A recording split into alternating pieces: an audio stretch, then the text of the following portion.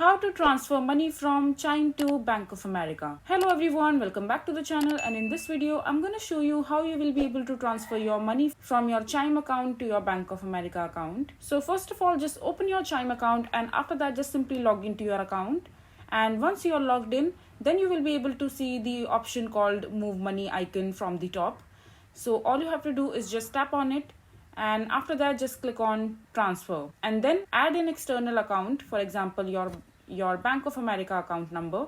Just enter the details of your Bank of America account, and then just enter your bank account number and routing number, and then just simply tap on next. And on the next page you have to enter the amount of the money that you want to withdraw. So just simply enter the amount, and after that just click on next. So this way you will be able to transfer your money from your Chime account to your Bank of America account. I hope you find this video to be helpful.